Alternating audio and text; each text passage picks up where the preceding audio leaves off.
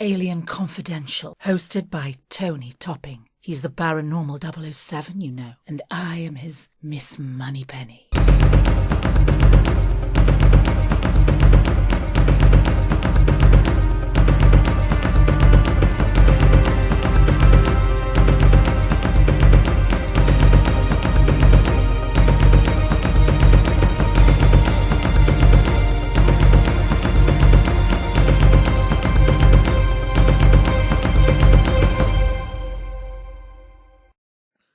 Well, Alien Confidential, we're back again with yet another rip-roaring episode. And do you remember, listeners, last week we had somebody on the line who said the word peace. It wasn't me, and it wasn't the guest. And God only knows this evening what could possibly happen with our guest. We have the Right Honourable Mr. Stephen Mera.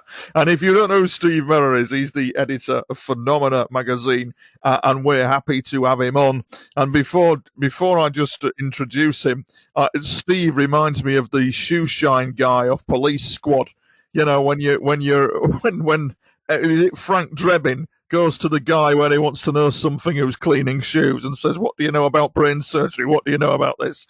And he comes, do you remember that, Steve? He comes out with all the explanations. You just remind me of this guy because he knows things, listeners. My God, does he? He's the editor of Phenomena magazine. He's been a gentleman to me. He's supported me, and he's just a good bloke. And I'm really grateful he's come on the show. Steve, hello. Thanks, Tony. Yeah, how are you doing? You okay? I'm all right, mate. Let's just read your bio for the listeners first of all before we get into this. He's the founder of the scientific establishment of parapsychology and the owner of a monthly publication known as Phenomena magazine. He's the chairman of Manchester, UK-based organisation, and author of 3 books and co-author to 1. He's been a freelance journalist, an international lecturer and tutor. And get this, listeners, he's done investigations for the authorities that he keeps quiet about. And he's a specialist in investigation. He's done over 90 TV shows, and he's been on radio stations worldwide. He needs no further introduction. Steve, hello. That's some hell of a intro. Thanks.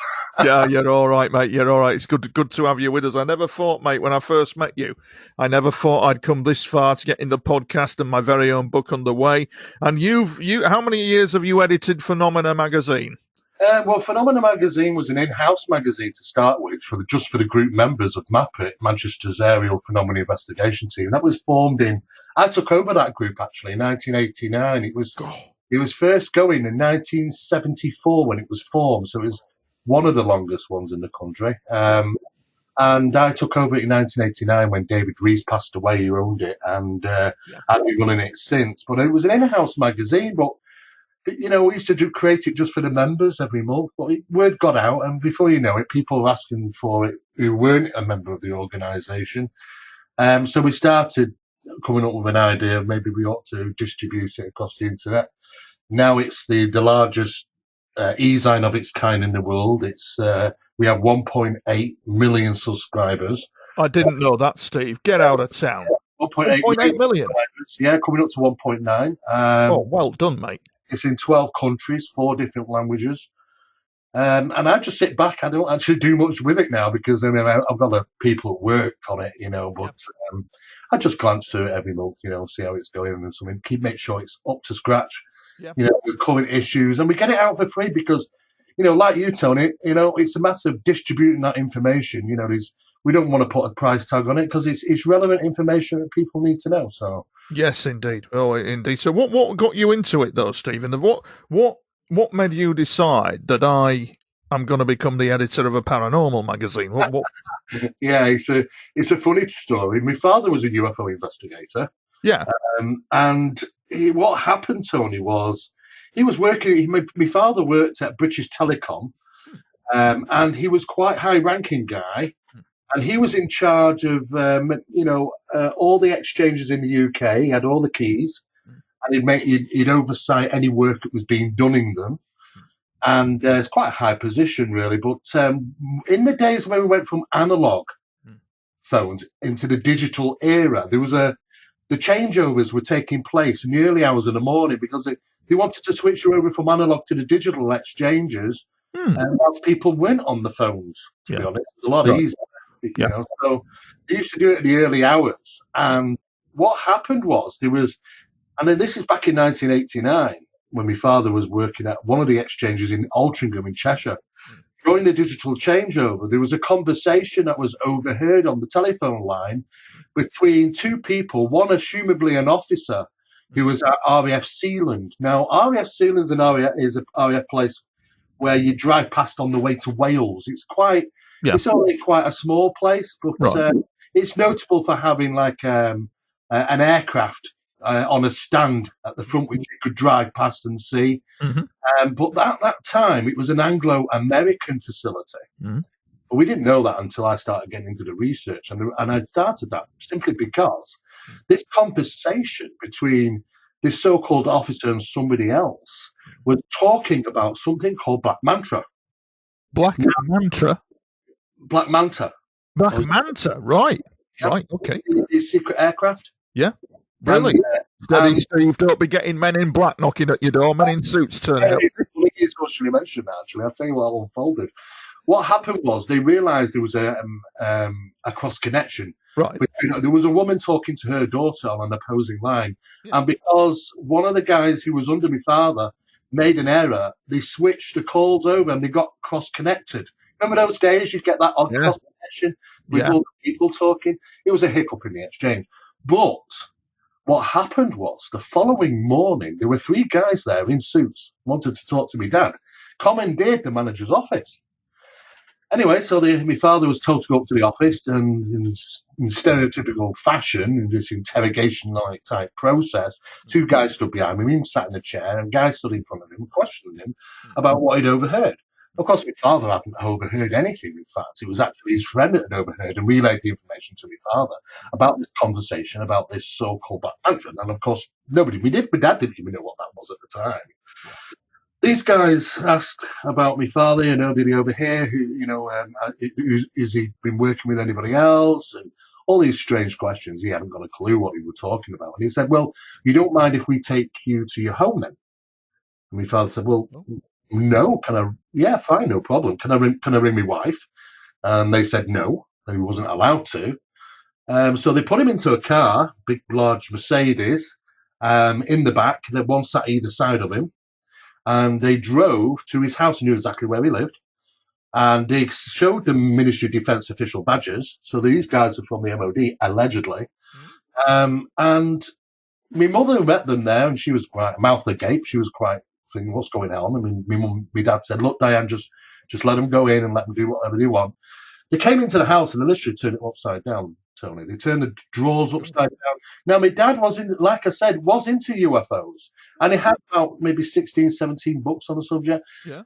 They went through the whole house. They took the telephones apart to looking for bugs in the phone for all things. And then they started flicking through. They found my dad's UFO books in the cupboard, started turning them upside down and flicking the pages, hopefully maybe looking for something might fall out of them, which nothing did, of course. And they decided to take those UFO books with them for some reason. They said, well, we're going to take these with us. You will get them back, but we're going to take it with you. And thank you for your cooperation. Left the house in the right state. Anyway, my dad never heard anything more about it, apart from maybe 2 or 3 days later, his friend, who was under him, who had heard the conversation, was relocated to another exchange on the other side of the country, strangely enough. And I remember hearing this back in 1889 and thinking, this is a bit strange. And I started doing some research. And at the time, it was an Anglo-American facility. And if they were flying or even had communications regarding the experimental aircraft, then that's really interesting. And that might have been the reasons why they were so concerned about someone that might have overheard a conversation. But I have to ask the question, what idiot uses an unsecure line from RAF Sealand to talk to somebody else about a secret aircraft when it's not a secure line and it's going through British Telecom telephone exchange at 3 o'clock in the morning? It's just stupid. Whatever happened, that kind of, these guys, MOD guys, turning up, going through the house, got me very intrigued, and I started investigating the subject. My first investigation was actually in 1983 in Liverpool. That was going back some time. I've been doing this like 38 years now. What was that about then, Steve? Your first investigation in 1983? It was a UFO sighting, and I remember it very clearly because I remember my first interviewing of two witnesses. Yeah. And I was just a whippersnapper straight out of school, really. Mm-hmm. I'm not 17, 18 years Mm-hmm. old. I remember how nervous I was in interviewing these guys, man and wife, who saw a cylindrical object in the sky over the town centre of Liverpool. Yeah. They'd filled out a report for me. I went down there to do a quick brief interview. It was my very first one. Yeah. Shaking and nervous. My entire kit consisted of a large tape recorder, like the full-size cassette thing, a little microphone that connected to it, a pad and a pen, a compass and a pair of binoculars. That was about it. We didn't have much back in them days. But, my mentors and that, because I was part of Bufora and I was the regional investigative coordinator of Bufora for the Northwest and dealing with their training courses and stuff. And it was my mentors kind of taught me back in the day that, we're dealing with some type of nuts and bolts craft traveling the distances of space, assumably extraterrestrial from some other planet. But, as time's gone on, boy, as things change, with the conscious connection and the metaphysical side of things. I've got two questions to ask you on that, Steve. And the first one is this one. In your years of investigation, have you come across quite a few Walter Mitties? And can you normally tell if somebody's lying? Oh, absolutely, yeah, because I did some training. It was in criminology, actually, I was doing the training. It was about identification of deception. Right. And there were key pointers to look for when people aren't telling the truth. It's strange, actually, because I would never realize that people, there are things that happen when people are telling lies, even if it's just a slight oscillation of the iris, of the human eye. But there are lots of little things that they teach you under that process. It's the same thing like the FBI do and the CIA and CID and stuff. There's this deception identification program. You can learn about it, about how to identify if your person you're interviewing is being deceptive or not. Right. So I kind of look for key things, and if I'm not sure, I'll go over that question at a later time to see if I get a double reinforcement. Yeah. And I will make a note, little personal notes, which they won't. I won't know, but my personal notes will indicate to me, that little bit that they mention is a little bit dodgy. That bit seems to be very sincere, because what you do get on many occasions is that elements of the truth with the icing on the cake, and I have to try and, like many other investigators, have to try and eliminate that, that icing on the cake bit, get rid of that bit, because that's just the fantasy side maybe coming through. And focus on the, the things that I believe are more authentic and is evidence to support it. It's very difficult, I have to say. It's not the easiest thing to do, and it's very easy to trip up, when, especially nowadays, because there are so many things you can do. I mean, in the course of your work, I know I have in the course of my work, have you come across people who claim to work for the government but are complete fantasists? Absolutely. Yeah, it's happened to you, has it? It absolutely has. Yeah. Could you explain one? Well, I was actually in contact with a person. I was investigating black helicopter sightings over Manchester. Yeah. This is at the time just coming up to the year 2000, with the old Millennium Bug and everything. Yeah. These booklets were coming through the door, telling people not to panic. Should anything happen during the Millennium Bug, they were drafting in the army into London just in case. Yeah. Security issues. But there was a series of black helicopter sightings over Manchester that were causing a bit of a stir. Right. People were contacting her. Now, these things were Apache type helicopters, but the end of the rotors, the end of the tail, didn't have the normalistic visual pattern of what it should represent on an Apache helicopter. It looked to have a no-tail rotor system. It's like a boom at the end of it. Yeah. And though we could identify it as definitely some form of Apache, but it had been modified or something. But these things were completely quiet, and they were also turning off the lights. And occasionally they were even aiding the police in regarding certain crimes, which the police weren't really talking about it, but they were getting some assistance from these helicopters. Yes. And we tried to figure out where they were coming from. They were coming from RAF Aberporth. Right. And they were in a certain facility in RAF Aberporth where they electrified the fence with a magnetic, it's got kind of some type of magnetic radiation. So photographing through the fence isn't very good, causes effects to the camera, but they had about 6 there.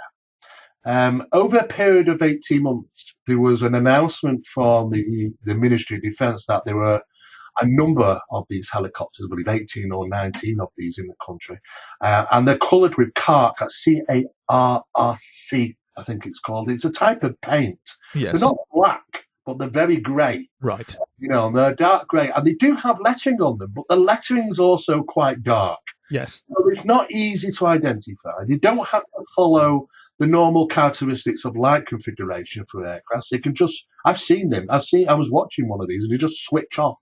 And there's, all intents and purposes, they're gone. You can't see them, and you can't hear them, but they're up there in the sky. Yeah. But somebody reached out to me claiming that they worked at one of these facilities and working on one of these particular aircraft, these helicopters, and gave me all this very real story about it's a sniper school and this, that, and the other, and said that they had links to the government and that they were utilised by American authorities over here in the UK, and some bits of it was very interesting. But when I got to the bottom of it, turned out that this guy was complete nutter, really. I mean, he was just completely made it all up. But he'd obviously done some of his research, I was telling him. This is the thing, it's very easy for people to jump in there and go, oh my God, this is authentic, I've got this guy. But when you start to really do your checking, yes, you find out that they're not exactly who they say they are. It's true. And I don't know why are they put up to do it? To throw you a red herring, or I think some of them have genuine psychological problems, Steve. I really do. And when you are in the real deal of it, when you are in the thick of it, when you are a genuine contact experiencer, as you would well know, there's a lot written on the internet, and what happens in real life are two entirely different things altogether. It really is. I tell you what is interesting is the statement you made a few minutes ago regarding, I think you said consciousness, technology, and all that kind of thing. I wanted to swing you round to the thing that you were involved with to do with all that, if I've got it right, regarding Project Doorway. Well, let me just tell you how I kind of came to that. What happened is that my father ended up, as years went on, signing 2 official secrets acts and working on the Guardian tunnels in Manchester. Now, these are the tunnels that guard the telephones, the most important telephones in the country, the Prime Minister, military facilities. Such in a case of war, these things, this is, in the early 90s, these things have to be monitored, made sure they're secure. They're underground, under Manchester. And the reflectors guarding tunnels, and they have these blast doors which can survive a nuclear blast. But they were having problems back then with rats, because anybody who knows, rats like to chew, and they were chewing wires, and we can't have rats chewing the Prime Minister's wire. Come on, picking up the phone, not working. Yes, indeed.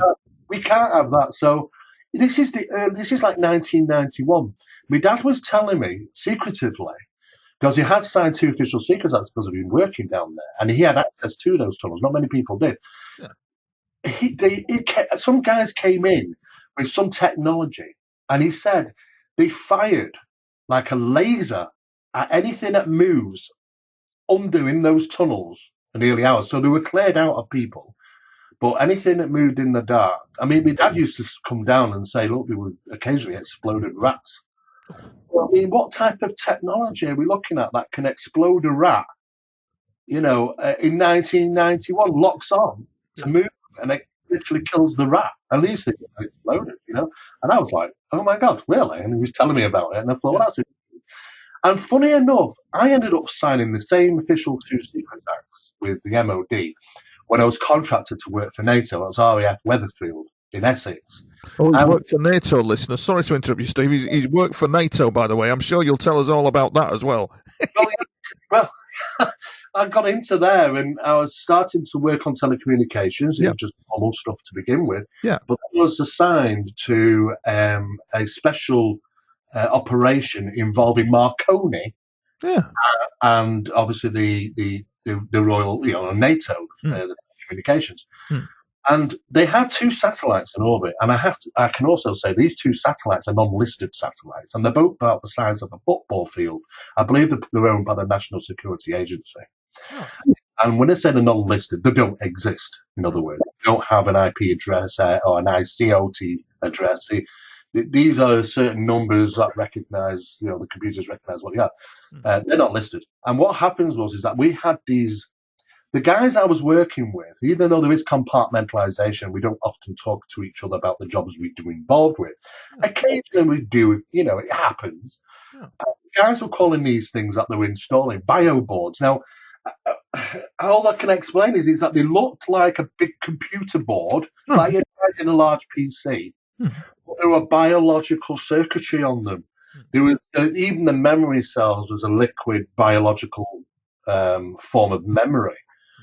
And these were absolutely state of the art, and I couldn't believe what I was thinking. I was thinking, this is the mid-90s, and I'm thinking to myself, wow, the technology is going to be out in the field soon. It's still not out now, but these things there was a racking system, and our job was to install these bio boards that we call these cards into a system.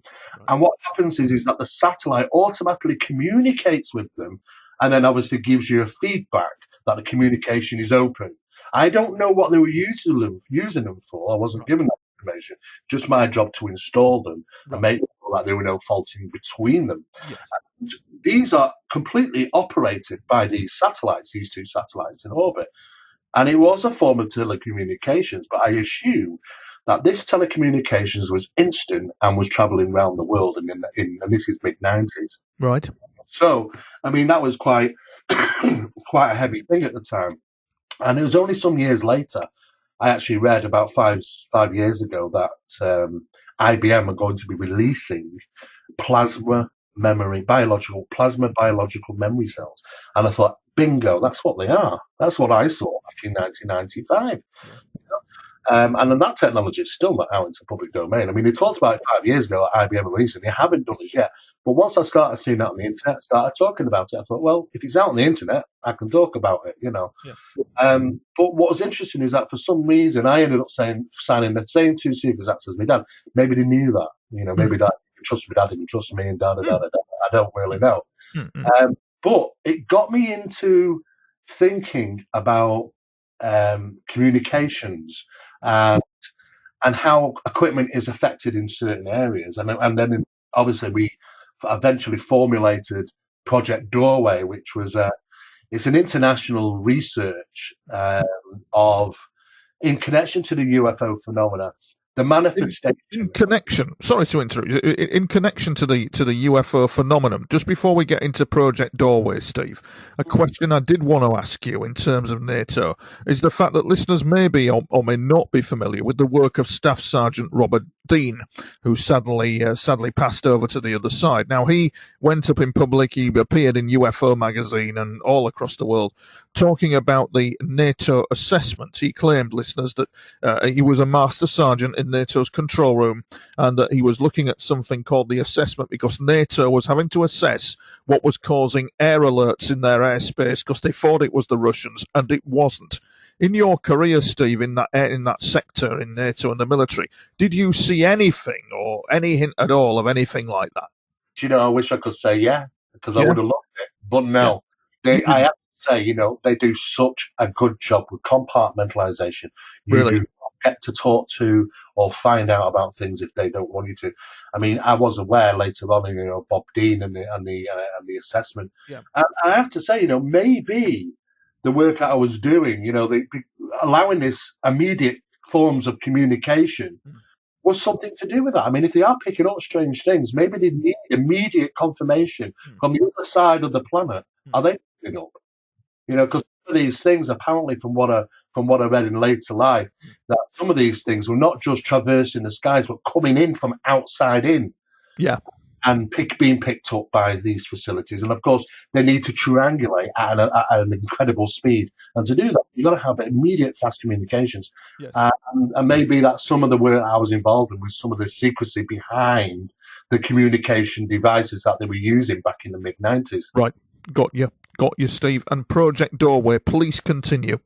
Well, yeah, well, what we kind of discovered, and we've been doing this now for the last 6 years, we've been to 18 different countries, done quite a lot of research, and we wanted to really question about the UFO phenomenon because, as far as we're aware, there hasn't been a proper scientific inquiry, really, and one which the public have also been involved in, not really since the 1970s, to be honest with you.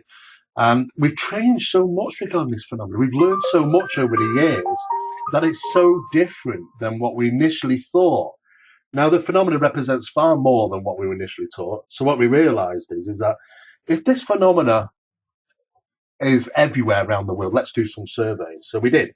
And statistical surveys show, and this is only the countries that would deal with us or with, would put their statistics, all countries are involved.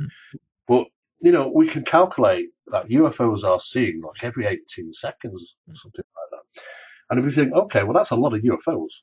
So where are they all coming from? Now, we talked with the astronomers, and they said, it was quite an unusual comment, actually. They said, space is unusually quiet. Space is unusually quiet. That's an unusual comment. And they also said, look, if there was that much traffic, we do get spikes and things, but if there was that many UFOs traveling in and out of Earth on a regular basis, they would leave signatures throughout the ionosphere. Because it's like a boat moving through a wake of, they create a wake in water. These things would create allegedly a wake through the ionosphere and would be detectable. And they're saying it's surprisingly quiet. So I have to ask myself, like other researchers, where are they all coming from? Now, obviously, we started looking into the manifestation of UFOs, because there has been quite a number reported. And I remember a number of cases back in the 1970s, and one particular one that stood out was a couple that are driving down a country road one night, and a bright light seemed to appear in a field up on the left-hand side of them. And it was dark and it was brilliantly bright and it was close to the ground. And as they were trying to pass it, the car headlights bent towards this object. They'd never seen anything like it. It was very strange. And I started getting the physics of that. He says, what bends light is gravity. So if this manifested there, it affect the location temporarily. Like a gravity well, in a sense of speaking, because two things can't exist in the same space and time. So, do they create a gravity well when they appear? Because these UFOs seemingly have the capabilities of appearing and disappearing. Yes. So they manifest and demanifest. As to where they go is a whole different ballgame. But then we started getting into electron diffusion regions. Now, about 3 years ago, NASA announced. And it's on their website still. NASA announced that, and I don't normally like these words, but portals, it's not a word I would probably use because it sounds a bit fantasy, but portals do exist, and they are sustainable, and they are large. And they were investigating them with the MMS mission. There were 4 satellites sent into space just out on the perimeters of Earth's atmosphere to identify and research and investigate these anomalies. Right. Now, it turns out these anomalies might also be all over the place, around the sun, around the moon, and other places. And I queried the fact. I'm wondering if they are utilised by the phenomena. Right. Do these phenomena manifest in certain locations? So I started using 2 satellites in orbit to regularly monitor geomagnetic energy and positive magnetic fields. And when I did a cross-reference against the major UFO incidents logged, I couldn't believe my eyes when it was like 98% of them were in the same locations. It just didn't make any sense. By chance alone, it shouldn't be that. Right. I could understand 50, 60%, but when you're like 98%, you think, well, there's got to be a connection between the phenomena and where the locations are. And then just define for the listeners, Steve, if you wouldn't mind, what is an electron diffusion region? Right. An electron diffusion region is NASA's nice little name for a portal. It's the same thing. In fact, they have a little video which is up on. If you go onto YouTube and type in electron diffusion region, NASA, and what they've even got a little video out there. It explains what they are, and he said, and they declared they are portals. They are real, and they are there. They're sustainable. and they're measuring them and doing all sorts of things with these 4 little satellites. There was even rumours that actually they sent one through and it appeared 93 million miles away near the sun. Mm-hmm. But that's just a rumour, when you hear these things on the internet, I can't confirm if that's true or not. I know from being a scientist, I would definitely send one of them through, one of those satellites, because I'd love to know where they're going. Yeah. But I started looking into areas on planet Earth which might represent the same phenomena, these electron diffusion regions. And they seem to be in positive magnetic regions. And when you actually do statistically look around the planet where those actually lie, they're lying in hotspots of UFO activity. And not just UFO activity, funny enough, paranormal occurrences, cryptid sightings, and disappearances. It's really is gracious really me. Are they really? Absolutely. There's an absolute correlation. Now, I thought, well, there's only one thing to do in there. Yeah. If you really want to prove this, you've got to go there. Yeah. You've got to go to these potent magnetic anomalies. No, you didn't go there. What happens, So this is how we came. We got equipment, and we went out to those locations. And honestly, wow. we witnessed manifestations. One of them, which was a close encounter, which lasted only about 30 seconds, but it seemed longer, but it only lasted for about 30 seconds. But this thing tracked across the sky right over us, and it was very close. It was very large. It was colors like a welder's arc, from different colors, completely silent. Wow. But it hit us with a beam on 3 occasions as it traversed right over us, and then it simply switched off like a light bulb, as if it was never there to begin with. Yeah. So it kind of manifested and demanifested. But if we hadn't seen that ourselves, because we kind of shook up after that. Yes. We thought, okay, there's something to this, and we've started tracking other anomalies around the planet by visiting these locations. Now, what was handy for us is that eventually somebody out there created a time displacement meter. Oh, and wow. This is when things are really interesting, because when we go to these locations, for instance, there's been sightings that are manifesting over a particular area, and we go there. Now, if you go there within 72 hours, because they do affect the environment, but it doesn't seem to affect them for long. Right. If you're there within the 72 hours, you can get a reading of displacement in time. Now, how that works is that the meter itself has a very, very long probe, about 100, 150 foot long. So you're measuring between the readings from the probe and the unit to see if there's any differential. And we only got maybe 18 milliseconds, but we shouldn't get any. Right. We shouldn't get any milliseconds unless little black holes exist. Right. I mean, it's just weird. Right. But we wanted to prove it, and people were saying to us, well, how do you know the equipment's not faulty? So we changed the equipment. We got 2 of these things. They both did exactly the same thing. It was the right readings. How do we see it? Because it's something invisible to the eye. Yeah. So we came up with an idea. So we got to one of these locations. We took the readings. There was a displacement. How do we do it? We got a laser light out. Now, these are the laser lights like you point up at the sky. Right. And I wouldn't advise that. It doesn't seem to be much good anyway. And we fastened it to a tripod. And at the other end, we had a 2-meter target. Yeah. Like a bow and arrow target, Yeah. And we set this up crossing the affected area. So in other words, we pointed the laser to hit the direct center of the target. Yeah. When we set it up, that laser passed through the affected area where the time displacement was.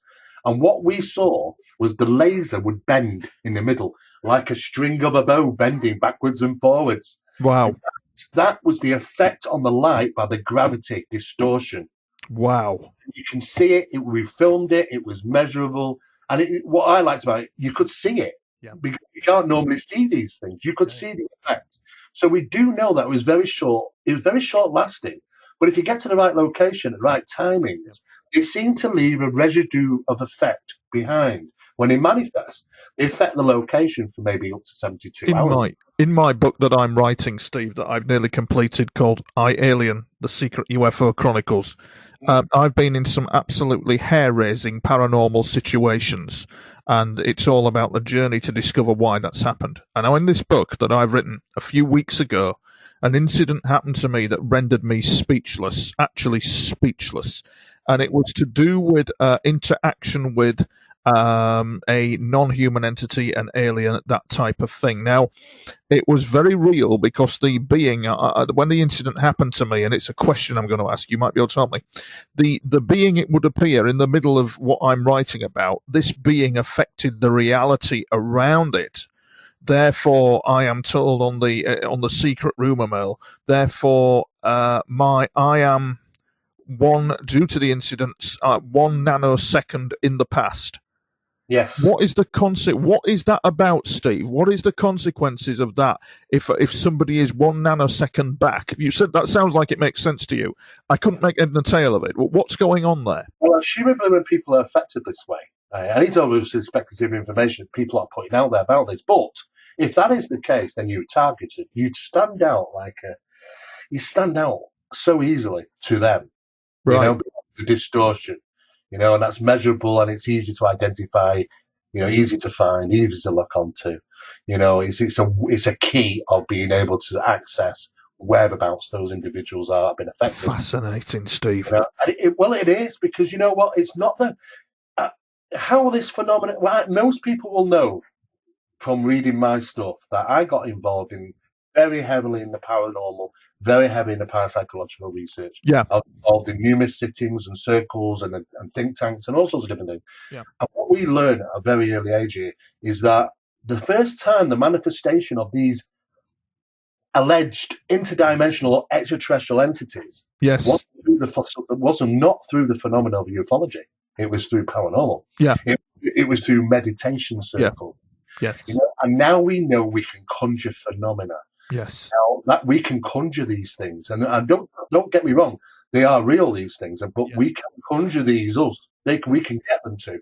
And there's no difference than if you want to look at Stephen Greer's work and take 5 meditators on a beach to sit in a circle and meditate until a light appears in the sky, or if you want to take 5 mediums and sit around a circle on a table and do a seance or something to appear. That's right. There is no difference. We're talking the same physics here. Yeah. And what really did it for me was, during a paranormal investigation of poltergeist disturbances, there was a mug that apported. It was gone for about 96 minutes. It appeared in a different room. But what's lucky for us, that mug was a set of 4. So we took the apported mug, which looked and felt exactly the same as any other mug in the house. It felt the same, weighed the same, looked the same. And we took it and we crushed it and we put it under the microscope. We always also took a normal mug for a sample. And what we found out is that though it looks like it's the same and it feels the same and weighs the same, it isn't the same. Under the atomic microscopy, this thing was different inside. It had a huge layer of diathermic reactions through it. Now, we've noted these diathermic reactions, and we thought, well, this is great, because we don't know of anybody else analysing. Just clarify for the listeners, Steve, a diathermic reaction for those who don't know. This thing's been taken apart and reassembled in a different way. Wow. It looks the same, but it's got something different. There's a trait, something different about it. Yeah. What we learned in paranormal circles is that when we removed these apports from the location, there was a suppression of the phenomena. Yeah. And when we left them, the phenomena carried on. And we were thinking, I wonder if there's some type of quantum bridging taking place. Yes. In other words, the phenomena knows where to target in that location because it's left something in its environment, which is from that side. Yes. From the other side. Yes. It knows it's a bridge, in a sense of speaking. Remove the bridge, we suppress the phenomena. So we used to do that. But what we found out, the details we got back on this diathermic reactions, we thought, do you know what? We've seen this before somewhere, and it took us ages to find it. We know we'd seen it, we just couldn't remember where we had. Yeah. And it turned out that was the manifestation of a UFO close to ground, and it had affected the plants. And that was referred to in a document as biological traumatology of plants, where the UFO is manifested, it's affected the plants. And in the analysis of the plants, there's exactly the same diathermic reactions. So feasibly, what we could be dealing with here is that the manifestation of a UFO and the manifestation of a mug in a paranormal occurrence might be utilizing exactly the same physics here. Right on. So it brings together the elements of the paranormal and the ufological together. And also other people which have identified this, even if it's just bedroom visitations and paralysis. It happens in the paranormal field, be it a dark shadow, or it happens with the alien abduction phenomenon, be it small figures.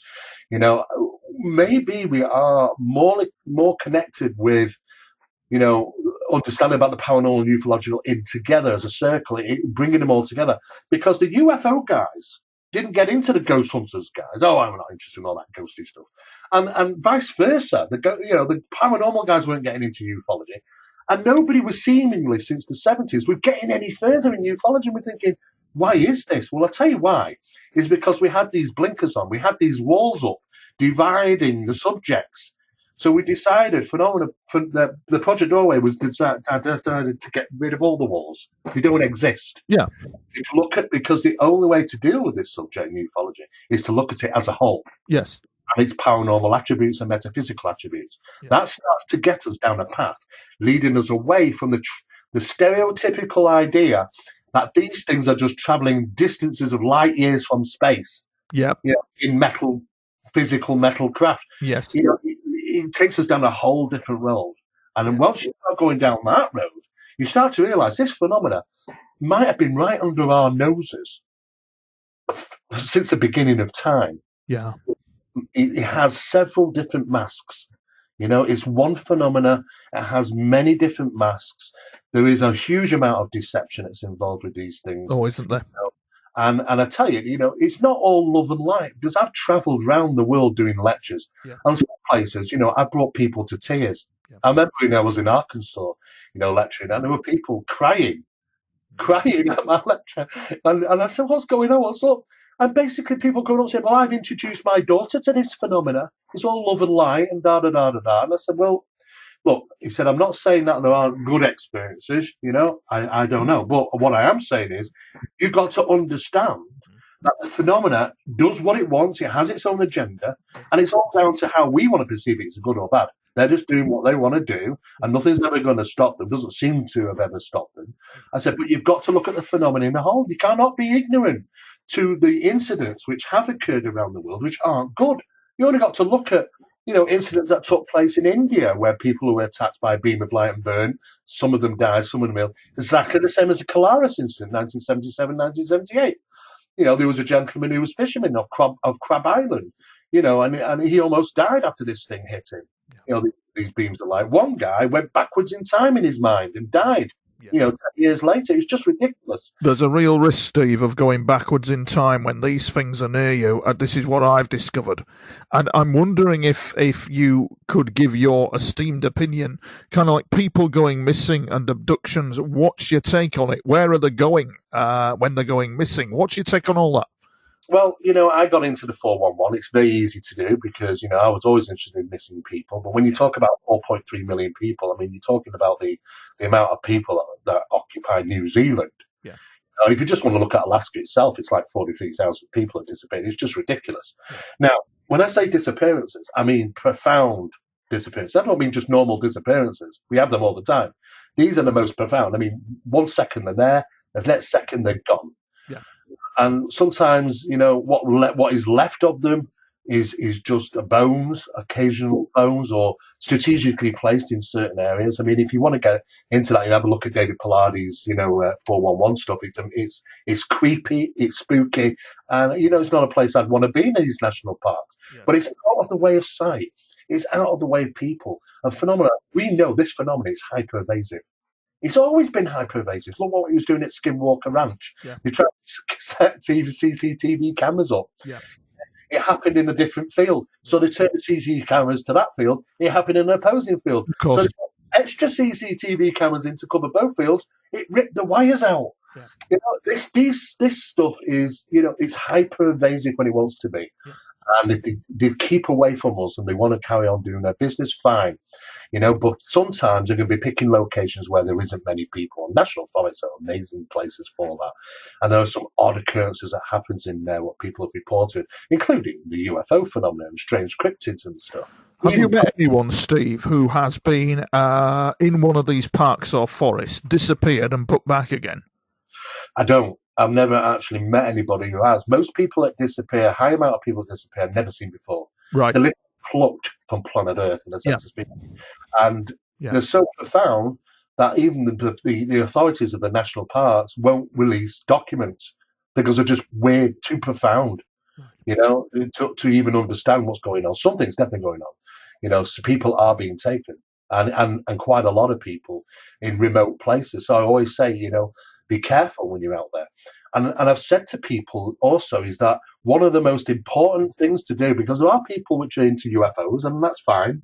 I did it when I was younger, going out to certain locations. I don't need to now because tell me about it. A taste of me now. I just all I have to do is look out at the sky in my back garden half the day and see things like Tony. Once you open that door, it stays open a little bit, and they recognise the phenomenon looks back at you. That's right. Never leaves you alone. Then, yes, that's right. Absolutely right. And my life's been affected, just as your life's been affected, and many others that have glided into the darkness too often. And of course it starts to look back, recognises and keeps that door open. We can't shut it. This is absolutely true. And I think it's safe to say, Steve, as well, that I don't know whether with you being the investigator that you are, I think that what struck me as really strange, not strange, but even more wow factor than the UFO phenomena is humans in parallel universes, which I believe is real. Do you believe that? Absolutely, yeah. I mean, I talked with a physicist, what was it? Lisa Randall.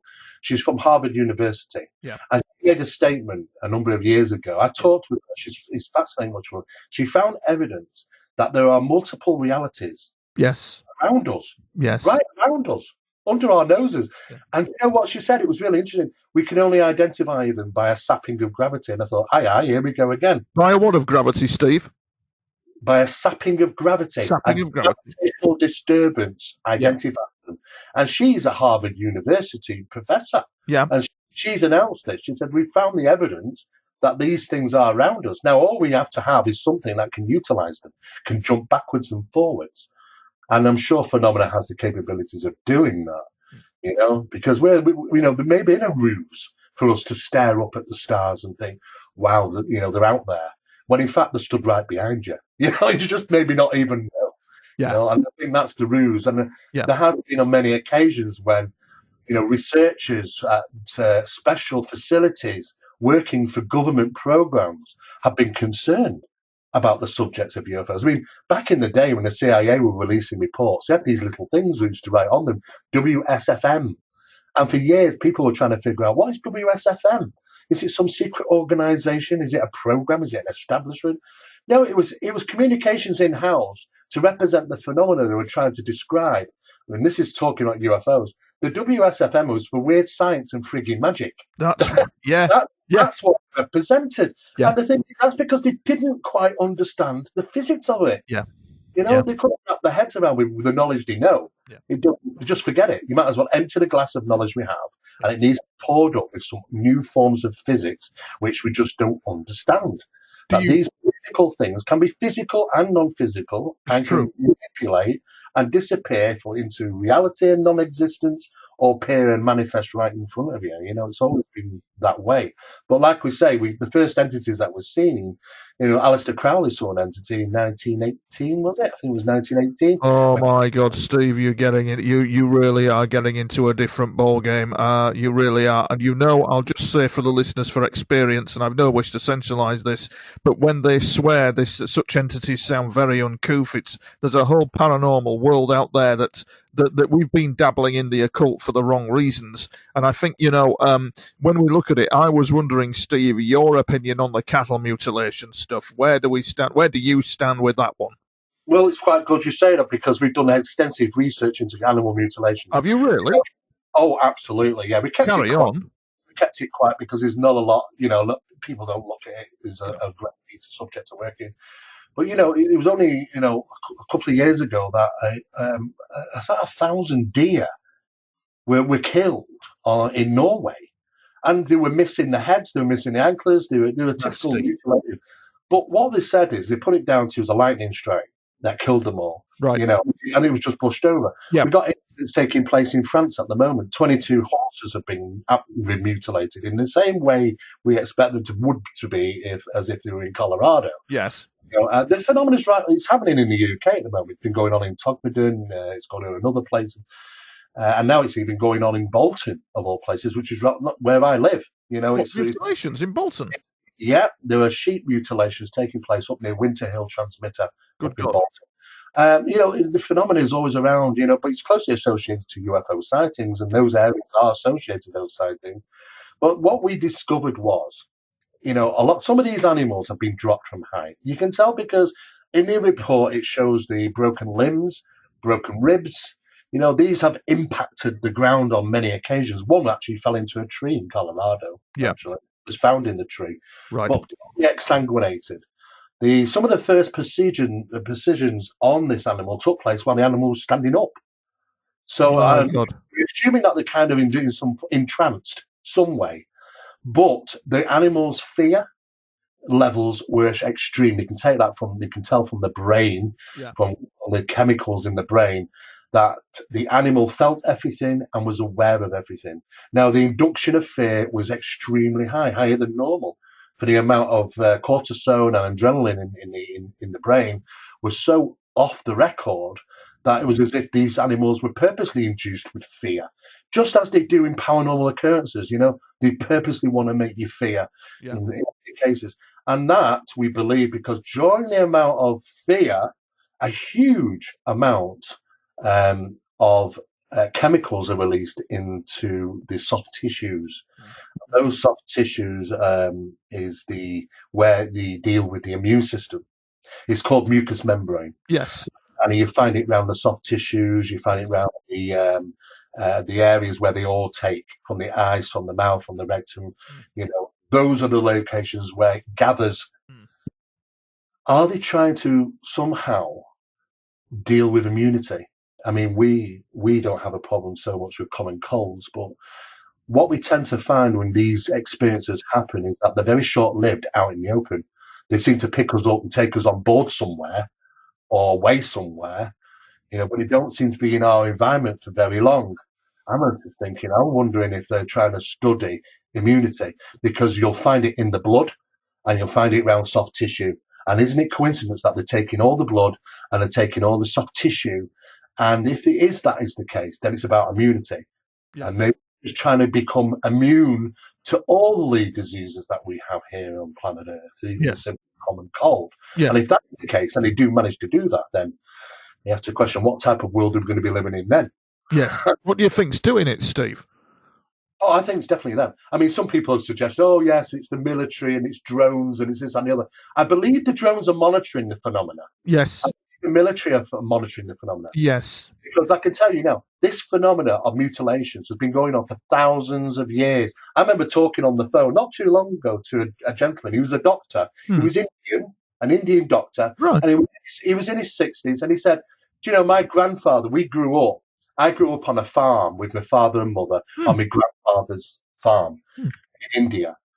And when I was 6, I remember me and my brothers having to rush out because the lights were coming down from the mountain and they would mutilate the animals. We had to get them in fast. I'm thinking to myself, how long ago was that? If that's your grandfather and you were 6. Well, we're talking like 60 years ago. Yeah, yeah. In India. Yeah, yeah. Now, you do your research, you'll find that goes on even longer. Yeah. In other countries. How can we have an organisation that's doing this internationally for hundreds and hundreds of years? Yes. If, we wouldn't have had the technology to do that. What's your take on somebody somewhere giving them consent to do it, Steve? Absolutely. Yeah, yeah. Oh, yeah. Oh, I don't believe. Do you know what? I think they're giving too much consent. I think they're getting Yeah. I think they realised they thought they could control this. Yes. And I think it got well out of hand a long time ago. Yes. Yes. The thing is, though, what can they do against this phenomena? Yes. They're going to be completely outmatched. They can't even understand the damn physics of it yet. This is absolutely this is it, and this is where you get to the level where the government needs specialist support, and when it all goes Doctor Who and Star Wars, because then you have other alien groups coming in who are a bit more higher evolved. And I think you're right. Stephen Greer said that not all UFOs are hostile. Rather disappointingly, yes, they are. And I'm sure you would agree with me, Steve, that in my experience, I've not talked much about it tonight, but some of these aliens have a psychopathy about them. They're psychopaths, yeah? Oh, yeah, absolutely. I mean, when I was younger, it was all interesting, but now you got to have some concerns. Yes, you have. Where we're heading, because it's not looking good. No. You actually work it out and you read between the lines. It hasn't been a good venture. No. It's never been love and light. No. They're here to do what they want, when they want, and we can't control the It's skies. true. Absolutely true. And the biggest thing that I'm concerned is that that society has disconnected us away from what we needed. And what we needed is our flight or flight scenario. We need our survival senses back. Because when we are out there as investigators and we see a light in the sky and it comes close to the ground, do we take a step forward or do we take a step back? I guarantee most people are going to take a step forward now because they've just lost complete sense of the alert, the survival sense. And what that is it's the hair sticking up on your body. Very perceptive. Your skin is the biggest organism in your body. It's telling you, it's survival sense. It's telling you, you might not see it, you might not hear it. Yeah. There's something there, and you've got to be careful. It's get out of dodge. We have to join paranormal play. Your body's telling you something. Yeah. Now, what happens is, what's the biggest problem with that is that people eat refined sugar so much now. If you read about refined sugar, it disconnects you from your adrenaline. It causes adrenaline suppression, which means you don't have your fight or flight response anymore. Yeah. In other words, there's nothing to tell you to run. Yeah, absolutely. Absolutely. That's a problem. Society is a problem. When I go out and investigating, right, I don't have any refined sugar for 72 hours. I starve myself of it purposely because I need to be on cue. I need to know when I have that feeling, I'm going to turn around and leave because I'm not going to overstay my welcome with a phenomena I don't know what it represents. People need to be aware of that. That no matter what you read and what you see, that isn't always love and light. No, it's not. These things can be very deceptive. You can be even glamoured by the phenomena, by the lights that they give off. Yeah. You can absolutely be hypnotized to a point of view. Yes. You've got to be. There is an expression of caution here. I agree. And nobody's talking about it, Tony. Nobody's saying it. No, I agree with you totally. For example, listeners, just for the listeners and yourself, Steve, I've got an ongoing scenario going on. I'm writing it in my book at the moment. Situation happened on Sunday night where I had UFOs over the house in Formby coming in. And I know for a fact, and I've said this in public, that we're dealing with some type of alien Cold War in the skies above us. We have the equivalent of an alien Russia and an alien NATO, and they're at loggerheads with each other. I think that the cattle stuff is something to do with it as well, and they're at loggerheads with each other. But I was Sunday morning, round about 10 past midnight, I was hit with a psychic attack like no other. It was vicious, it was nasty, and it was not human. And it's dangerous. It's dangerous, Steve, to think that these things are all fluffy and nice because they're not. And I think it's very disappointing. Stephen Greer, for example, really on the money with a lot of what he says. But as in an interview he gave to Kerry Cassidy, where he said that all UFOs are not hostile. That's not correct. Where he said that. What do you think in terms of balance? In terms of Eisenhower's speech and all that, where there's a UFO threat, and then there's a school of thinking that says, well, we need a UFO threat to support the military-industrial complex. But yet, as you have rightly said, Steve, there is a UFO threat. Yeah, there is something going on. Where do you stand with it? They want to go about their business. They don't want us to get in their way. And when we do, we get stung. They can bring down our aircraft if they want. You can disappear if they want. At the end of the day, we're not controlling the skies, and I doubt we're ever going to do so. Yes. We are trying to catch up. We are using exotic craft now ourselves, which are manufactured. Most people consider them a UFO, when they're in fact ours. Because we have got definitely got our own technology. But this stuff one thing that our technology doesn't do, it doesn't materialize and dematerialize. Yes. It doesn't have that conscious connection. No. You suddenly wouldn't get that, there's something over my shoulder, and you turn around and, hey, presto, there it is in the sky. Yeah. I have, I've had that a number of times. I know when to go and look, But the fact is that, that connection, that conscious connection, the targeting, these things even, can direct infrasonic waves at individuals. We know that when they produce them. That's why creatures and insects are all going quiet at the time of sightings, because they can hear the infrasonic sounds. They think it's predator. To what you can't hear it, but you know what? Insects and birds do. There are warnings there, but they're not designed for us to recognize. Yeah, no, this is right, Steve. Steve, honestly, you've been one. It's been really interesting chatting to you. I've got a couple of more questions, if you wouldn't mind, just regarding the Have you been abducted by aliens? No. No, not happened to you. No. But I did have an experience in my bedroom when I was young. Yeah. And I woke up when I was 6 years of age, and it's the most profound story. When I was 6 years of age, I wasn't scared of the dark, so it was dark in my bedroom. But I remember waking up the early hours, and I don't ever recall waking up in the early hours. Waking up and knowing my mum and dad are asleep and it's dark. On this occasion, it was dark. My mum and dad were definitely asleep. It was quiet. Must have been early hours, as far as I know. Something stepped out the corner of my room, and it was the darkest corner. And it stepped out full of shadow. And it was a being, which was about probably my size now. I was about 6 at the time, so pretty small. And it had very dark eyes, big. And I was transfixed. I could not move. I could not move from staring at this face. And it came right up to me. And whatever this thing did, and I've explained to people before, from my recollection, it made me experience different emotions. From being happy, I found myself jumping up and down the bed and laughing for no apparent reason. I should have been absolutely petrified.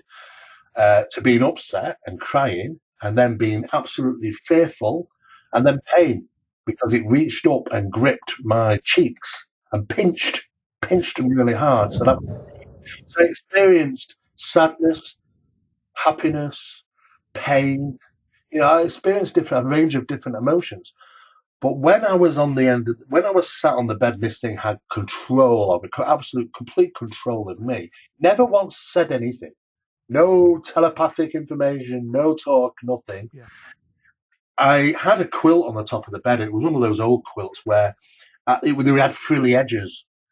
And I remember I was that stressed, I was pulling off the fringe of the top of my bed cover because I knew I had no control, but I could move my hands, and I must have been pulling at loads of this off in stress. This thing eventually backed off to the corner and just vanished, and I freaked out and ran into my mum and dad, and and I recall that very, very clearly. And I had no idea what that was until later on in life, that I can identify what type of figure that was. But it was a very strange thing. It just seemed to want to know about my emotions, in a sense. I had lost control. I was a puppet on a string, in a sense of speaking. How old was you, Steve? I was 6. Yeah, you see the ethics of that, the ethics of a being doing that. There's just this disturbing psychopathy about them that is really troublesome. You really got to witness it to understand it. And I'm wondering also as well, what is your most compelling UFO case? Most compelling UFO case? Yeah, the one that you think, that's nailed it. That really is something we should all pay attention to. There's so many, there's a lot of different ones that have taken place. I mean, obviously, I looked at the evidence of the Travis Walton case. I know Travis very well. Yeah. And I'll tell you a little something. We went on a 2.5 week road trip together around because I was when Travis, the movie came out, not the Fire in the Sky, it was the documentary movie about finding new evidence regarding the location where the incident happened, where the trees closest to where the object was had grown differently. They'd grown significantly faster where the object was. Right. There. And a documentary was done by Jennifer Stein, and I was the official spokesman. So we were doing a lot of work together, myself and Travis. And when we spent 2.5 weeks traveling around America, driving down the freeway, we were tailed by a UFO. It was in the sky. It followed us. And I remember joking to Travis and saying, "Uh-oh, 2 for the price of 1." And we found it funny. We stopped a couple of times, took photographs of it. It was up there. It was silver. It was about the size of a car, and it followed us for about 15 miles. And it was. When I met Travis, Steve, he was suffering from exhaustion. He was telling me at the conference I saw him at that he'd had to lie down in a chair because he was just absolutely. We were a bit concerned. We collapsed at the airport. And I said to him, "Look, Travis, you got to slow down. It's too much." Right. Because he's still all over the world doing stuff. And you know what? He's passionate about delivering his information. Yes. But to me, that's probably the most sincere case and person I've ever come across. Right. Just apart from the affidavits and the lie detector tests and all this, Yes. and it was never about money. It was never about this. And people, it just destroyed people's lives, and they just got out of town and they didn't know anything to do with it anymore. But the location was known to having UFO sightings during that period of time as well. To me, that's probably one of the most, authentic cases I'm aware of. But there are others which, I looked heavily into the Colaris incident, and you know what? When these beams of light hit these people, it went through the roofs, through the walls, into the beds. Explain that incident to the listeners, Steve. I'm not familiar with it either. Please explain. In 1977 to 78, objects came from the sea towards a small village on an island known as Colaris on the shores of Brazil. And they attacked hundreds of people. There were all different types of crafts were seen, and they were firing these laser beams down and trying to hit people. Now, they got wind of this, and basically they tucked indoors, but that didn't save them, because the light went right through the walls, right through the roofs, and hit them in bed. Now, what happens when you get hit one of these, you're paralyzed, and it's absolute severity of pain they experience. And they're literally lying there screaming, not being able to move. This light hits the body. Not only does it puncture the body, burns it, but it leaves several puncture marks. And what they did is extract the iron out of the body.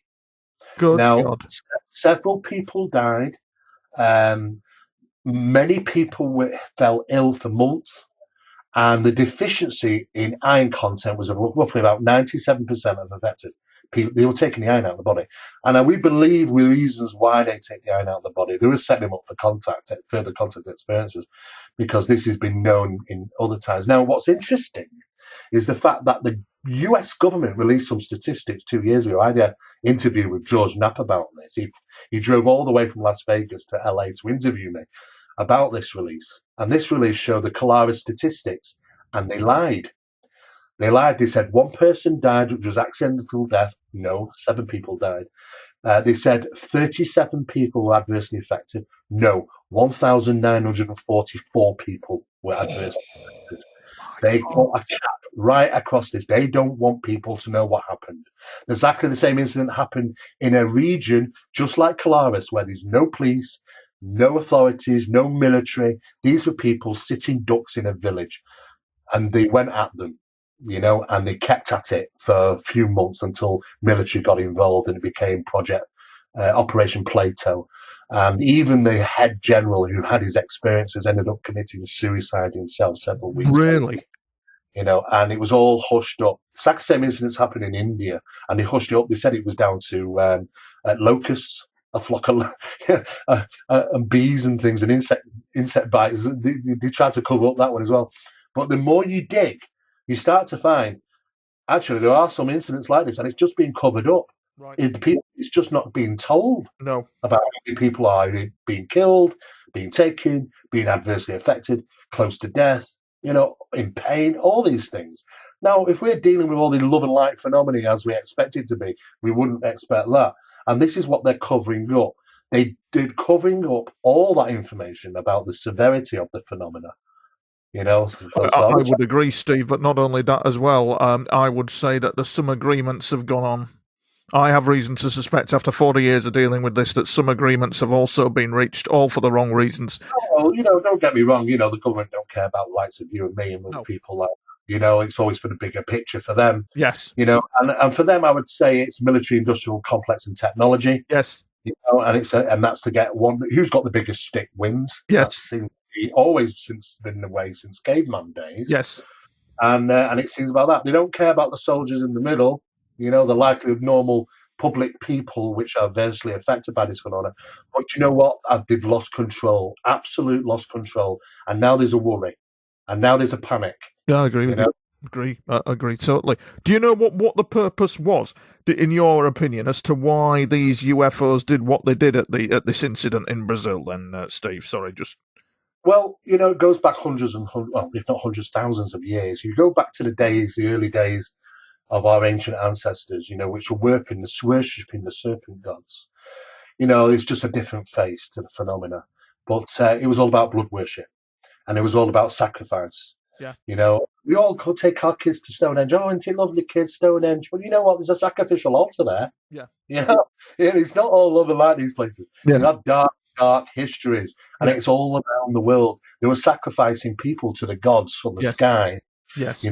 Most of the time, a lot of the time, it was women, and they were only sacrificing women, during the menstrual cycle. And why were they doing that? Because the amount of blood that they lost, they were low in iron content in the body. Right. Because iron was an evasion to the phenomena in some way. In other words, it caused some problem for them.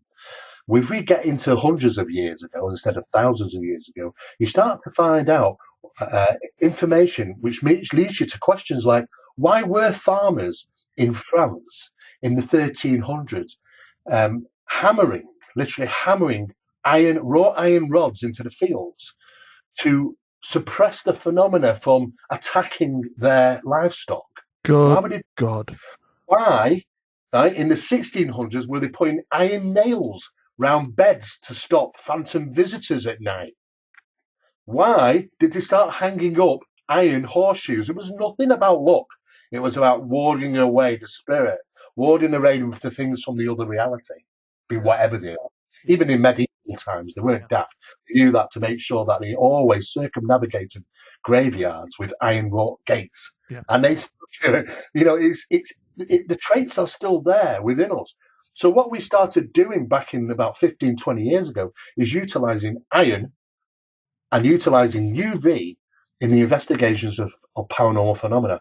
And what happened is that when we started bringing this stuff into the environment, the suppression started taking place. There was an evasion to it. There was an evasion to the iron. And just as we know that when we look at people who have had, say, come short with this phenomena, like the Dyatlov Pass, for instance, these people were mutilated.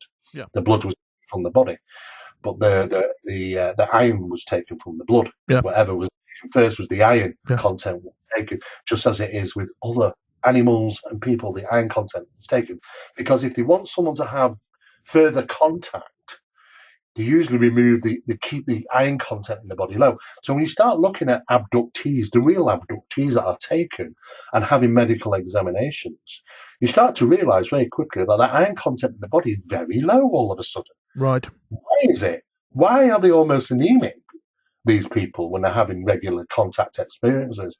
And then we started to look at Colaris, where they drew the iron from the bodies. They were lining them up for further contact. I don't think it was going to be good. This is why they picked a location in the middle of nowhere with no policing, no military, nothing. And it's not the first place they've targeted these areas. Just like the small village in India and other places around the world. They know what's going on, the government. They don't really care. As long as they know what they want out of it. Well, they've not got a lot to show for it, Steve, have they? But I am under the impression that this has caused quite a conflict among aliens, and I am under the impression that such an alien force is somehow being opposed in some way, or there's some sort of conflict going on about all this that is also being kept. Yeah, I think you're right, mate. Absolutely. I think there is some conflicts going on, and it's difficult to know about factions and who's what and this, that, and the other because we don't know what to believe half the time. No. Because just as you get a seance and you get told, oh yes, I'm this person and I died 10 years ago and I was a teacher and I died in a plane crash. Really, you do your research, never existed. And that happens over and over again because they deceive us, they tell us lies, they tell us what they want us to hear. And when we're doing these types of research around the table, we had 20 questions of what to ask. They answered every one of them before we even asked the question. Yeah. And that means they get the information directly from us, can tell us exactly what they want us to hear. Yeah. And that's exactly what represents this phenomenon. We can see it to be what it wants to be. People were looking at the phenomena back in the day of the 50s and the 60s and saying, well, they're human-looking aliens and it's all peace and love. Well, that's okay. And the grey ones are always the bad guys. But how do you work out when it comes to the Travis Walton incident when both are on board? Yeah. The thing is, really were they? Yeah. Or was the only way to get him to calm down and stop him panicking and lashing out at these and get him off the ship was to appear to be something which he'd recognise? Yeah. You've got to consider everything, that these things use screen memories to fool us. They can look like anything they want and get us to believe anything, so we're totally under control. They can switch our mechanisms in our brain, which will cause paralysis. And, that's how they're utilizing paralysis at the T4 vertebrae. And it is simply a set of switches in the mind. Every single night when we go to sleep in REM process, we believe it or not, we are paralyzed during REM. We have input blockade, which means that we wouldn't hear a brass band pass by in REM process. And we don't move. We're paralyzed. That's output blockade. It happens to us all every night for minutes, just for minutes, because we spend all night, 8 hours maybe in bed, trying to get 20 minutes REM. That's all the body requires. Yeah. But during those times, we have paralysis. That is a set of buttons in the brain. Yeah. If this phenomenon comes along and presses those buttons, which is just electrical impulses, it can turn us off. In other words, we're paralyzed, we're at their mercy. Yeah. How are we supposed to deal with that? We don't know. Yeah. One thing is for sure, that what I've learned over 38 years, it's nothing like the phenomenon I first come across. Indeed. From an interesting sci-fi type story to something very, very insidious and dark. Yes. And I have to say for people, interested in ufology, look at the full picture. You've got to look at the full picture. You have to, don't you, Steve? I do agree with you. Thank you very much. That's all we've got time for now. But thank you very much for coming on. It's just been absolutely fascinating. It really has, and I hope you'll come back again for a part 2. Yeah, thank you very much, Tony. I'm glad to get my opinion out there. Not many people talking our stuff these days, but it's good to get it out there, and it's interesting for the listeners. So it is. Thanks for having me on. Well, thank you very much, Steve, and this has been Alien Confidential. Alien Confidential. The question is, are the Martians listening to this broadcast? The opinions expressed on Alien Confidential are those of the hosts and guests. They do not purport to reflect the views of the radio station Access Northwest. The material in the broadcast should be classed for entertainment value only.